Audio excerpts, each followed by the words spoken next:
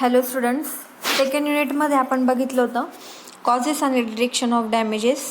तर सेकंड युनिटमध्ये आपण शिकलो की कोणकोणते डॅमेजेस ॲक्च्युली बिल्डिंगमध्ये होतात, बिल्डिंग स्ट्रक्चरमध्ये होतात.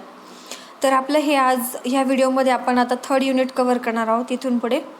तर थर्ड युनिट आहे आपलं materials for maintenance and repairs. Damages आपण बघितलेत, क्रॅक्स असतील, स्पॉलिंग असेल, लिकेज असेल, बरोबर. मग अशा पद्धतीचे जे काही आहेत किंवा स्ट्रेंथनिंग करायची असेल आपल्याला, मग करोजन असेल, हे सगळे डॅमेजेस आपण स्टडी केले. तर हे सगळे डॅमेजेस आपल्याला जर रिपेअर करायचे असेल किंवा आपली बिल्डिंग मेंटेनन्समध्ये ठेवायची असेल, त्यासाठी कोणकोणते मटेरियल यूज केले जातात ते मटेरियल्स आपण इंट्रोडक्शन आता ह्या थर्ड युनिटमध्ये स्टडी करणार आहोत, बघणार आहोत. तर खूप सिम्पल पद्धतीने आपण हे वेगवेगळे डिफरंट टाईप्स ऑफ मटेरियल कोणता आहे मार्केटमध्ये अवेलेबल आणि तो मटेरियल कोणत्या टाईप ऑफ डॅमेजसाठी यूज केला जातो, अशा पद्धतीने आपण स्टडी करणार आहोत. तर सेकंड नंबर स्लाइड बघा. Select the relevant materials to repair the given type of damages with justification. तर तुम्हाला MCQमध्ये आता डिप्लोमा स्टुडंटसाठी MCQजला कशा पद्धतीने विचारले जाऊ शकतात त्याच्यावरती क्वेश्चन्स. तर तुम्हाला टाईप ऑफ डॅमेज दिलं जाईल, टाईप ऑफ डॅमेज मेन्शन केलेला असेल आणि टाईप ऑफ डॅमेज दिल्यानंतर खाली 4 ऑप्शन्स दिलेले असतील. मग त्या 4 ऑप्शन्समधून करेक्ट मटेरियल कोणतं आहे जे त्या टाईपचं डॅमेज रिपेअर करू शकेल हे तुम्हाला ओळखायचं. अशा पद्धतीचे तुम्हाला MCQज ह्या थर्ड युनिटमध्ये विचारले जातील, थर्ड युनिटवरती. ठीक आहे. तर हा एक सगळ्यात महत्त्वाचा इम्पॉर्टंट युनिट आहे तुम्हाला स्टडी करण्यासाठी. बघूया सगळ्यात पहिलं टाईप ऑफ मटेरियल. पहिलं मटेरियल आहे सिमेंट किंवा सिमेंट प्लास्टर. तर ते यूज केले जाणार प्लास्टरिंग पर्पजसाठी. प्लास्टरिंग जर निघून गेलेली असेल आणि आपल्याला रिप्लास्टर करायचं असेल, बरोबर, भिंतींना, तर मग त्यावेळेस तुम्ही काय यूज करणार, सिमेंट किंवा सिमेंट प्लास्टर यूज करणार. पुढचं येतं लाईम किंवा लाईम प्लास्टर.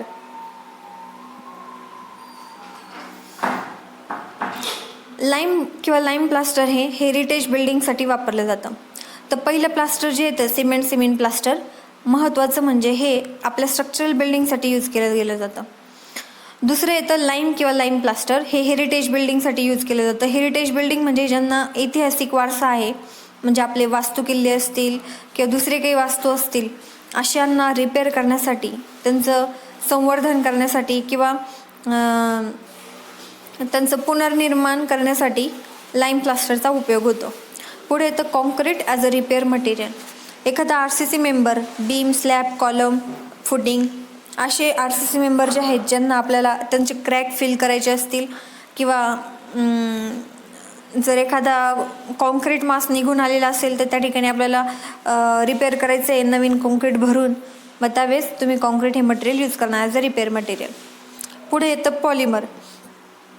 पॉलिमर हे एक मटेरियल यूज केलं जातं रिपेअरसाठी. तर त्याच्यामध्ये वेगवेगळ्या टाईप्सचे पॉलिमर आहेत. त्यामध्ये येतं पहिलं पॉलियुरेथिन. हे लिकेजसाठी वापरलं जातं. लिकेज आपल्याला कंट्रोल ठेवायचं असेल तर मग पॉलियुरेथिनचा वापर केला जातो. पुढे येतं SBR, स्टिरीन ब्युटाडाईन रबर, याला म्हटलं जातं, लॉंग फॉर्म आहे. याला रिपेअर मॉर्टर्समध्ये यूज केलं जातं ह्या पॉलिमरला कोटिंग मटेरियल म्हणून. ठीक आहे. पुढचं आता ॲक्रेलिक पॉलिमर. आपल्याला जर वॉटरप्रूफिंग मटेरियल, बघा आपण वरती स्लॅबवरती जेव्हा जिथं पॅरेपेट आणि वरचा जो टेरेस आहे, टेरेसला आपण टेरेस आणि पॅरेपेटचं जे जंक्शन आहे त्या ठिकाणी वॉटरप्रूफिंग करतात. किंवा आपल्या फ्लोअरला टाईल्सच्या ठिकाणी जिथं भिंत आहे, बरोबर, प्लिंथ लेवलला, त्या ठिकाणी सुद्धा वॉटरप्रूफिंगचा लेअर प्रोव्हाइड केला जातो. मग हे जे वॉटरप्रूफिंग करतो आपण, त्याच्यासाठी कोणतेही मटेरियल यूज केलं जातं, ॲक्रेलिक पॉलिमरचा लेअर दिला जातो. आणि लास्ट पॉलिमर येतं प्रीपॅक किंवा प्रीमिक्स्ड पॉलिमर. RCC मेंबरला आपल्याला जर रिपेअर करायचं असेल तर त्या ठिकाणी हे पॉलिमर यूज केलं जातं. ठीक आहे. पुढचं येतं epoxy mortar. RCC member repair करण्यासाठी इपॉक्सी मॉर्टरचा यूज होतो. आता RCC मेंबरमध्ये महत्त्वाचं म्हणजे काय रिपेअर करणार आपण, मेजर, मायनर, मायक्रो क्रॅक्स आपल्याला रिपेअर करायचे असतील, म्हणजे भरून काढायचे असतील. एखाद्या ठिकाणी जर मटेरियल लूज झालेलं आहे, सिमेंट कॉन्क्रीट निघून आलेलं आहे, मग त्या ठिकाणी आपल्याला फिल करायचं असेल तर मग आपण इपॉक्सी मॉर्टरचा वापर करू शकतो. पुढचे मटेरियल बघा, मायक्रो कॉन्क्रीट. ठीक आहे, RCC मेंबरला आपल्याला रिपेअर करायचं असेल तर मायक्रो कॉन्क्रीटचा यूज होतो. मायक्रो कॉन्क्रीट ऑब्व्हियसली कुठे यूज होणार, ज्या ठिकाणी मायक्रो क्रॅक्स गेलेले आहेत त्या ठिकाणी आपल्याला जर रिपेअर करायचं असेल, किंवा थिन सेक्शन आहे जो आपल्याला रिपेअर करायचं आहे, ज्या ठिकाणी आपलं नॉर्मल कॉन्क्रीट एंटर होऊ शकत नाही, मग त्या ठिकाणी मायक्रो कॉन्क्रीटचा वापर आपण करू शकतो मटेरियल. पुढे येतं फायबर व्रॅप. मेंबरची स्ट्रेंथनिंग करण्यासाठी ऑलरेडी आपण बघितलेलं आहे, स्टील हे काय करतं, कॉन्क्रीटला स्ट्रेंथन करायचं काम करत असतं. कारण कॉन्क्रीट हे आपलं टेन्शनमध्ये वीक असतं. मग टेन्साईल स्ट्रेंथ वाढवण्यासाठी आपण काय करतो, कॉन्क्रीटमध्ये रेन्फोर्समेंट टाकतो, म्हणजे बार्स टाकतो, बरोबर. मग असे भरपूर फायबर्स आहेत. तुम्ही बघितलं असेल सिनियरचे प्रोजेक्ट्स, बी लेवलचे प्रोजेक्ट किंवा डिप्लोमा लेवलचे प्रोजेक्ट्स, ज्यामध्ये कॉन्क्रीटची स्ट्रेंथ वाढवण्यासाठी त्यामध्ये वेगवेगळ्या टाईप्सचे फायबर्स ॲड केले जातात, बरोबर. पॉलिमर फायबर्स वगैरे ॲड केले जातात. मग त्याच टाईपचे हे फायबर त्यामध्ये काय होतात, ॲड होतात, जेणेकरून मेंबरची स्ट्रेंथ वाढते. मग मेंबर तुमचे कोणते असू शकतात, RCC member, slab, beam, column अशा पद्धतीचे मेंबर्स तुमचे असू शकतात. ठीक आहे. पुढे येतं mild steel sections as structural steel. मग बघा, स्ट्रक्चरल स्टील म्हणून माइल्ड स्टील सेक्शनचा वापर होतो. माइल्ड स्टील सगळ्यांना माहिती आहे, 8 नंबरचा बार, 10 नंबरचा बार, 6 नंबरचा बार. ठीक आहे. 250 FE 250 म्हणजे माइल्ड स्टील, बरोबर. ते स्ट्रक्चरल स्टील म्हणून वापर होतो त्याचा. जर ॲडिशनल रिक्वायरमेंट जर पडत असेल तर मग स्टील बारचा वापर होतो स्ट्रेंथनिंग करण्यासाठी. पुढे येतं सॅक्रिफिशियल ॲनोड्स. मग काही ॲनोड्स इन्सर्ट केले जातात जेणेकरून करोजन कंट्रोल करायचं काम सॅक्रिफिशियल ॲनोड्स करतात. पुढे करोजन इनहिबिटर्स. करोजन होऊ देत नाही असे काही मटेरियल्स आहेत, पावडर फॉर्ममध्ये, ग्लू फॉर्ममध्ये, बरोबर. म्हणजे लिक्विड फॉर्ममध्ये किंवा पावडर फॉर्ममध्ये किंवा कॅप्सूल फॉर्ममध्ये अशा इनहिबिटर्स असतात जे काय करतात, करोजन कंट्रोल करायचं काम करतात. पुढे येतं शॉर्टक्रीट. सरफेस रिपेअर करायचं असेल तर शॉर्टक्रीटचा वापर केला जातो. शॉर्टक्रीट थोडक्यात म्हणजे आपल्याला जर खूप मोठा लार्ज सरफेस आहे, एखादी भिंत आहे, बरोबर, किंवा रिटेनिंग वॉल आहे, रिटेनिंग वॉलला इथं RCC प्रोव्हाइड केलेलं आहे आणि आपल्याला पूर्ण त्याला कॉन्क्रिटिंग करायचं आहे, मग शॉर्टक्रीट म्हणजे स्प्रे केलं जातं कॉन्क्रीट डायरेक्टली स्प्रे केलं जातं आणि ती पूर्ण जे आहे वॉल ती काय केली जाते, पूर्ण कॉन्क्रीटने फिलअप केली जाते. या मेथडला म्हटलं जातं शॉर्टक्रीट. मग सरफेस रिपेअर करायचं असेल तर आपल्याला शॉर्टक्रीट वापरलं जातं. पुढे क्रॅक सिलन. जे काही क्रॅक्स असतील, मेजर, मायक्रो, मायनर क्रॅक्स, तर ते फिल करण्यासाठी प्लास्टरचा वापर होतो. प्लास्टरमध्ये जे काही क्रॅक्स असतील ते फिल करण्यासाठी जे मटेरियल यूज केलं जातं त्याला म्हटलं जातं क्रॅक सिलंट. ठीक आहे. पुढे RCC मेंबर करण्यासाठी जी मेथड यूज केली जाते तिला म्हटलं जातं ग्राउटिंग. आणि ग्राउटिंग म्हणजेच थोडक्यात काय असतं, लिक्विड फॉर्ममध्ये कॉन्क्रीट असतं जे आपण काय करू शकतो, ग्राउटिंग करू शकतो, म्हणजे फ्लो करू शकतो, त्याला म्हटलं जातं ग्राउटिंग. ठीक आहे. पुढे येतं गनिटिंग.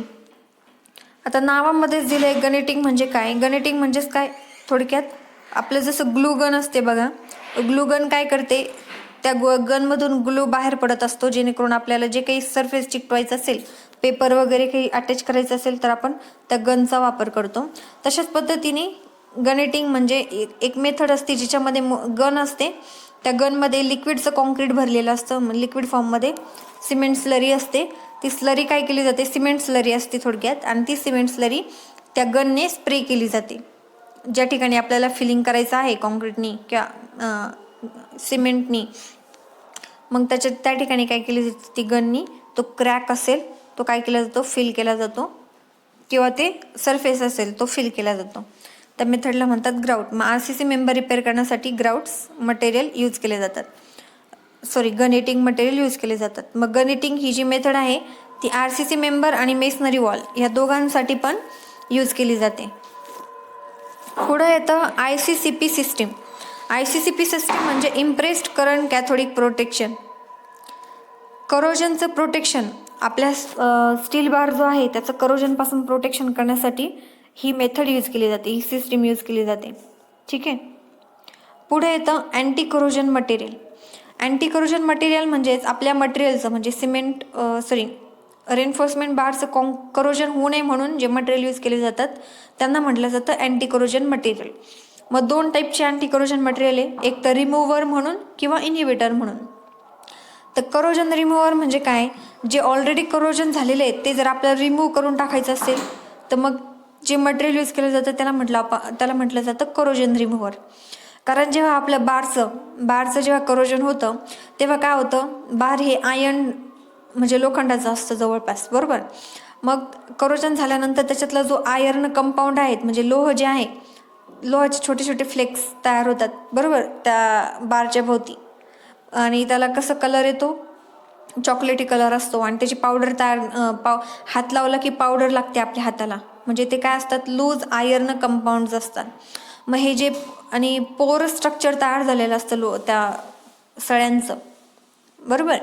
मग हे जे पोर स्ट्रक्चर आहे, लूज आयर्न कंपाऊंड्स आहेत, हे काय करतात मग हे रिमूव्हर त्यांना सोल्युबल ॲडरंट कंपाऊंडमध्ये कन्वर्ट करतात. मग ते कोणकोणते रिमूव्हर आहे बघा. रिमूव्हर म्हणून कोणकोणतं यूज केलं जातं, 3 मटेरियल आहे, टॅनिक ॲसिड, फॉस्फरिक ॲसिड आणि व्हिनेगर. तर हे 3 लक्षात ठेवा, कारण तुम्हाला याच्यावरती MCQ विचारलं जाऊ शकतं. Which of the following is corrosion remover. 4 options देतील, त्यातलं एक करेक्ट असेल. मग टॅनिक ॲसिड असू शकतं किंवा मग फॉस्फरिक किंवा व्हिनेगर.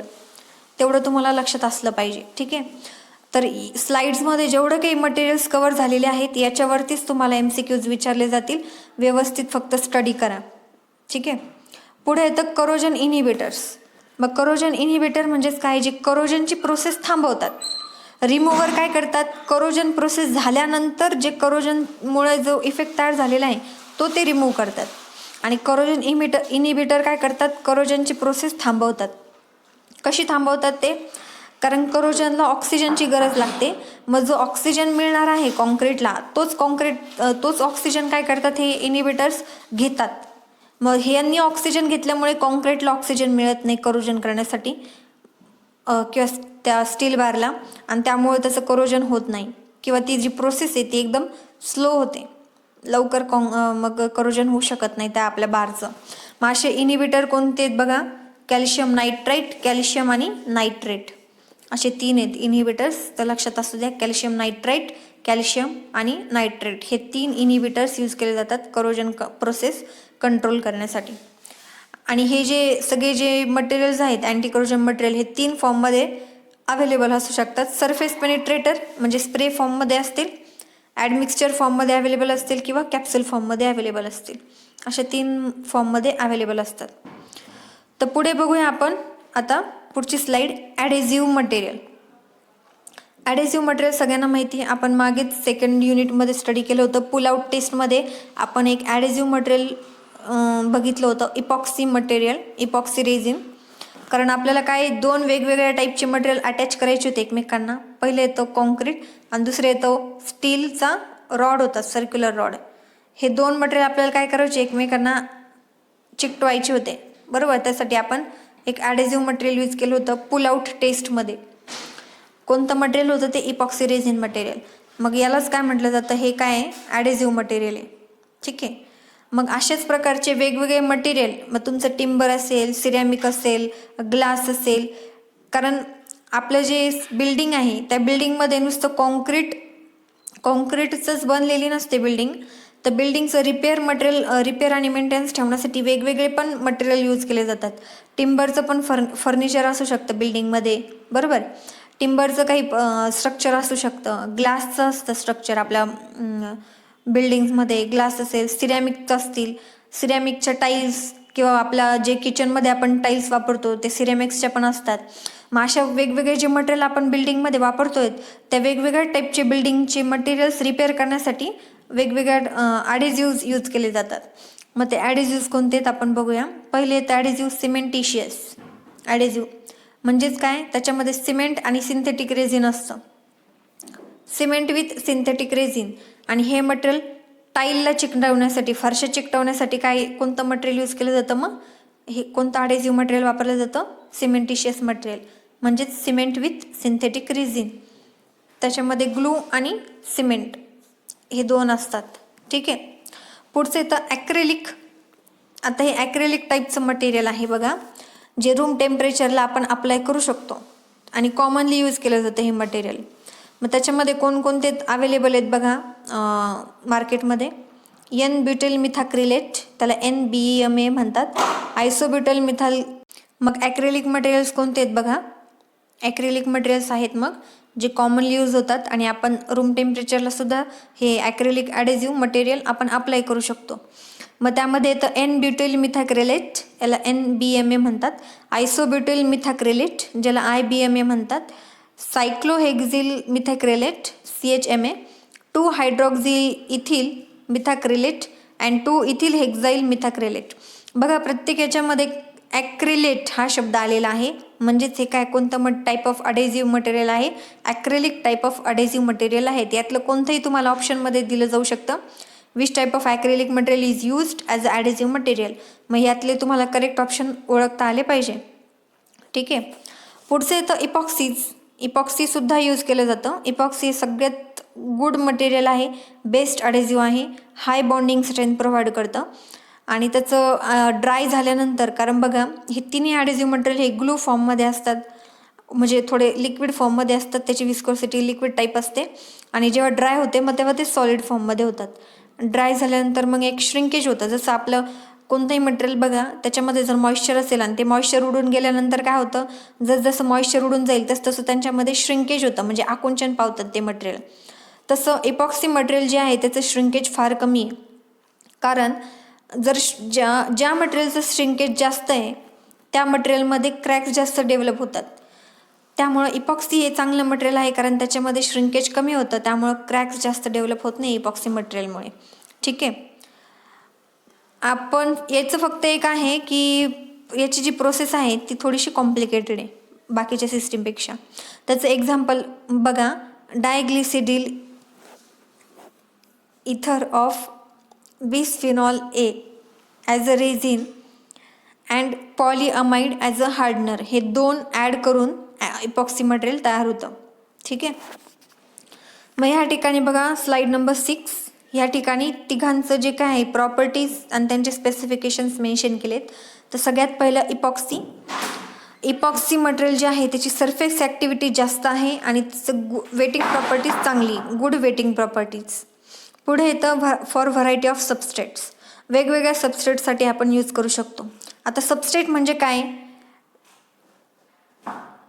की ज्या मटेरियलसाठी आपल्याला चिकटवायचं असेल, ज्या मटेरियलवरती आपल्याला चिकटवायचं आहे त्या मटेरियलला म्हटलं जातं सबस्ट्रेट.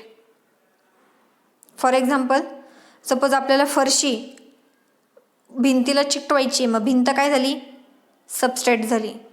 बरोबर. टाईल्स आपल्याला जर चिकटवायचे आहेत भिंतीवरती, सरफेसवरती, मग ही काय झाली, सबस्ट्रेट झाली भिंत.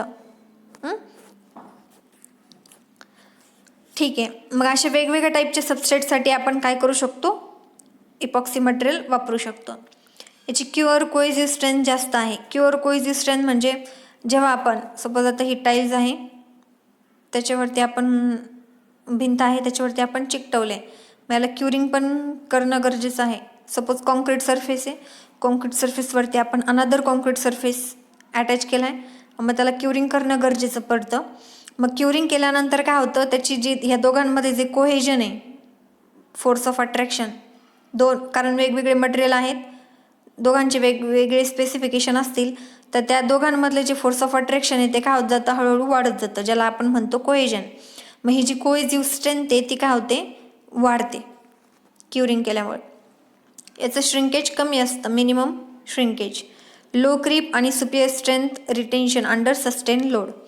लो क्रीप म्हणजे काय, आता बघा आपण पुल आउट टेस्टमध्ये स्टडी केलं होतं. पुल आउट टेस्टमध्ये काय करतो आपण, कॉन्क्रीट मेंबरला स्टील रॉड अटॅच करतो आणि मग काय करतो, त्याला टेन्साईल लोड अप्लाय करतो त्या पुल आउट टेस्टमध्ये. बरोबर.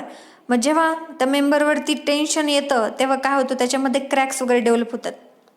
बरोबर. आणि मग तो सरफेस मेंबर काय होतो, निघून येतो. मग असंच ज्या ठिकाणी आपण रिपेअर केलेलं आहे, रिपेअर केल्यानंतर जर त्याच्यावरती जे काही फोर्सेस किंवा टेन्साईल स्ट्रेसेस ॲक्ट होतील, त्याच्यामुळे जे हळूहळू जे काही क्रॅक्स हळूहळू डेव्हलप होतील त्याला आपण म्हणतो क्रीप.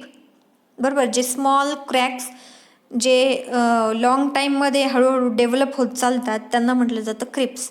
मग ह्या इपॉक्सी मटेरियलमुळे क्रिप्सचं जे प्रमाण आहे ते कमी होतं, लक्षात असू द्या, म्हणजे जास्त क्रिप्स डेव्हलप होत नाही.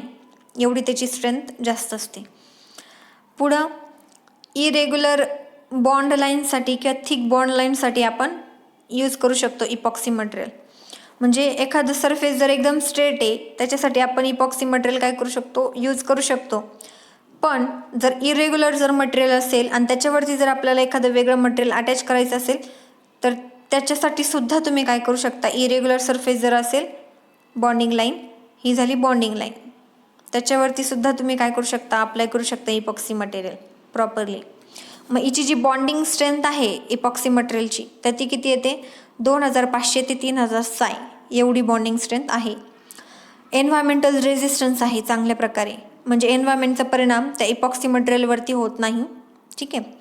मग कोणकोणते मटेरियल म्हणजे कोणकोणते सबस्ट्रेट आपण जॉईन करू शकतो इपॉक्सीच्या मदतीने, फायबर ग्लास असेल, स्टोन असेल, मेटल असेल, सिरॅमिक असेल, प्लास्टिक असेल, कॉन्क्रीट असेल, असं कोणत्याही टाईपचं मटेरियल तुम्ही काय करू शकता, इपॉक्सी मटेरियलने अटॅच करू शकता किंवा जॉईन करू शकता. ठीक आहे. आणि महत्त्वाचं शेवटची त्याची प्रॉपर्टी काय आहे इपॉक्सीची, ते नॉन व्होलाटाईल आहे, म्हणजे ते उडून जात नाही. ओके. लिक्विड फॉर्ममध्ये असलं तरी ते जसं पेट्रोल उडून जातं तसं इपॉक्सी मटेरियल उडून जात नाही, हे एक त्याची प्रॉपर्टी. पुढं येतं ॲक्रेलिक मटेरियल. ॲक्रेलिक ॲडेझिव्ह जे आहे ते स्ट्रक्चरल जॉईंटसाठी सुटेबल आहे. स्ट्रक्चरल जॉईंट म्हणजे सपोज हा बीम आणि कॉलम ह्या ठिकाणी जॉईंट होईल ह्या दोघांचा, त्या ठिकाणी आपल्याला काय करू शकतो, आपण ॲक्रेलिक मटेरियल यूज करू शकतो. ज्या ठिकाणी दोन स्ट्रक्चरल मेंबर एकत्र येतात तो जो जॉईंट आहे स्ट्रक्चरल जॉईंट, त्या ठिकाणी आपण हे ॲक्रेलिक मटेरियल यूज करू शकतो. जे गॅप 5 mm थिकनेसचे आहेत बरोबर, आणि जे 10 ते 60 मिनिटांमध्ये आपण भरून काढू शकतो, असे गॅप भरण्यासाठी आपण ॲक्रेलिक मटेरियल यूज करू शकतो. बरोबर. दुसरी त्याची प्रॉपर्टी अशी आहे की ते इनफ्लेमेबल आहे, म्हणजे ते आग पकडत नाही. काही काही मटेरियल जे असतात जेव्हा आगीच्या संपर्कात येतात, हीटच्या संपर्कात येतात, तेव्हा त्यांना ते काय करतात, लगेच आग धरतात. तर मग हे इनफ्लेमेबल आहे. ठीक आहे. त्याची स्ट्रेंथसुद्धा इपॉक्सी एवढीच आहे, 2500 ते 3000 साय बॉन्डिंग स्ट्रेंथ. सरफेस प्रिपेअर करायला जास्त तयारी करावी लागत नाही ॲक्रेलिकसाठी. आता सरफेस प्रिपरेशन करण्यासाठी म्हणजे काय, सरफेस प्रिपेअर करण्यासाठी म्हणजे सपोज एखादं सरफेस आहे त्याच्यावरती आपल्याला दुसरं मटेरियल अटॅच करायचं आहे. सपोज हा कॉन्क्रीट सरफेस आहे बरोबर, इथलं कॉन्क्रीट निघालेलं आहे आणि आपल्याला नवीन कॉन्क्रीट तिथं भरायचे. मग हे न्यू कॉन्क्रीट आणि हे ओल्ड कॉन्क्रीट ह्या दोघांमध्ये प्रॉपर बॉन्डिंग राहिली पाहिजे. त्यामुळे आपण काय करणार, ओल्ड कॉन्क्रीटचं हे बघा, ही जी बॉन्डिंग लाईन आहे म्हणजे सरफेस आहे जिथं आपल्याला अटॅच करायचं आहे, अप्लाय करायचं आहे, त्या ठिकाणी आपण हे ॲडेझिव्ह मटेरियल स्प्रे करणार किंवा लावणार ब्रशच्या साह्याने. मग इथं जेव्हा आपण ते मटेरियल अप्लाय करणार आहे नवीन कॉन्क्रीट, ते अप्लाय करण्यापूर्वी आपल्याला तो सरफेस प्रिपेअर करावा लागतो. म्हणजे त्याच्यावरती जर डस्ट पार्टिकल असतील, काही लूज मटेरियल असेल तर ते सगळं रिमूव्ह करावं लागतं, स्मूथ करावा लागतो काही वेळेस सरफेस बरोबर. आणि त्याच्यानंतर मग प्रॉपरली वेट करावा लागतो, म्हणजे ओला करावा लागतो सरफेस, आणि ओला केल्यानंतर थोडीशी क्युरिंग केल्यानंतर मग हा नवीन कॉन्क्रीट काय केलं जातं याच्यावरती ॲडेझिव्ह मटेरियल मग अप्लाय करून मग तो न्यू कॉन्क्रीट काय करतो आपण याच्यामध्ये भरून घेतो. मग अशा पद्धतीची जी सरफेस प्रिपरेशन आहे तर हे ॲक्रेलिक मटेरियलसाठी कमी surface preparation as compare to इपॉक्सीसाठी जास्त सरफेस प्रिपरेशनची गरज पडते. आणि दुसरी गोष्ट, आपण रूम टेम्परेचरला क्युअर करू शकतो ॲक्रेलिक. ठीक आहे, त्याला टेम्परेचरची गरज पडत नाही क्युरिंगसाठी. युरेथेन पुढचं मटेरियल, याची स्ट्रॉंग बॉन्डिंग असते, सगळ्यात जास्त बॉन्डिंग युरेथेन मटेरियल प्रोव्हाइड करतं. ड्युरेबल असतं, फ्लेक्झिबल असतं, इम्पॅक्ट रेझिस्टन्स चांगला आहे त्याचा. इम्पॅक्ट रेझिस्टन्स म्हणजे काय, अशा मटेरियलसाठी आपण यूज करू शकतो जे मटेरियल सारखं इम्पॅक्ट फोर्सेसला किंवा इम्पॅक्ट लोडच्या सानिध्यात आहे. फॉर एक्झाम्पल, तुम्हाला सगळ्यांना माहिती आहे आपलं मिरची कांडपचं मशीन सगळ्यांनी बघितलं असेल. त्यामध्ये काय होतं, एक जो आपण म्हणू शकतो एक स्टील रॉड आहे, तो काय होतो फ्रिक्वेंटली टायमिंगला वरतून खाली आदळत असतो, सारखा टायमिंगमध्ये आदळत असतो खाली. मग तो आदळतोय वरतून खाली पडतोय सारखा. मग ते काय लोड तो कोणता लोड ॲक्ट करतो तो खालच्या सरफेसवरती, इम्पॅक्ट लोड, त्याला म्हटलं जातं इम्पॅक्ट लोड. सडनली तो काय होत असतो, फॉल होतो खाली, उचलला जातो फॉल होतो, उचलला जातो खाली येतो. ह्या टाईपचा लोड कोणता आहे? इम्पॅक्ट लोड आहे.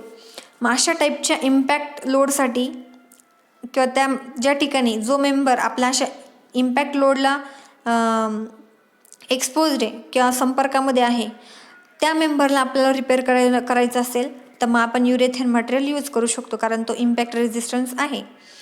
कोणकोणत्या मग टाईप ऑफ सबस्ट्रेटसाठी आपण यूज करू शकतो युरेथेन? तुमचं ग्लास असेल त्याच्यासाठी तुम्ही युरेथेन यूज करू शकता, ग्लास चिकटवण्यासाठी ॲडेझिव्ह मटेरियल म्हणून.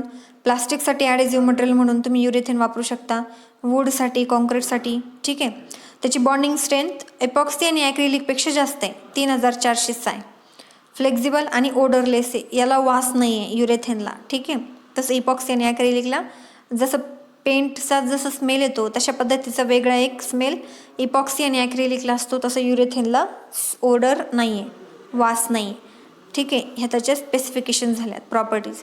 यातलं कोणत्याही स्पेसिफिकेशनवरती तुम्हाला MCQ विचारला जाऊ शकतो, कोणत्याही प्रॉपर्टीजवरती. त्यामुळे प्रत्येक मटेरियलची प्रॉपर्टीज व्यवस्थित लक्षात ठेवा. ठीक आहे. तर आजच्या लेक्चरला एवढंच. पुढच्या लेक्चरमध्ये आपण स्टडी करूया नेक्स्ट टाईप ऑफ मटेरियल जे रिपेअरसाठी यूज केलं गेलं जाऊ शकतं, रिपेअर मॉर्टर. कोणकोणत्या प्रकारचे मॉर्टर्स यूज केले जातात रिपेअरिंगसाठी ते आपण पुढे स्टडी करणार आहोत. नंतर वॉटरप्रूफिंग मेथड्स कोणत्या आहेत त्या आपण बघणार आहोत, ट्रॅडिशनल आणि मॉडर्न किंवा रिसेंट वॉटरप्रूफिंग मेथड्स. ठीक आहे. तर 1 बाय 1 नेक्स्ट लेक्चरला आपण हे स्टडी करणार आहोत. ठीक आहे. ज्यांनी व्हिडिओ यूट्यूब चॅनल सबस्क्राईब केलं नसेल तर त्यांनी सबस्क्राईब करा, लाईक आणि शेअर करा. हे तुमचे जे काही वेगवेगळे मित्र असतील जे वेगवेगळ्या कॉलेजेसमध्ये स्टडी करत असतील डिप्लोमाचे, बरोबर, त्यांना तुम्ही हे व्हिडिओज जे लेक्चर व्हिडिओज आहेत ते शेअर करू शकतात. ठीक आहे. आणि दुसरी गोष्ट, जर का तुमचे काही सजेशन्स असतील तर ते कमेंट बॉक्समध्ये मेन्शन करा. आणि तुमची जी अटेंडन्स आहे ती महत्त्वाची, म्हणजे कमेंट बॉक्समध्ये मेन्शन करा. ठीक आहे. थँक्यू.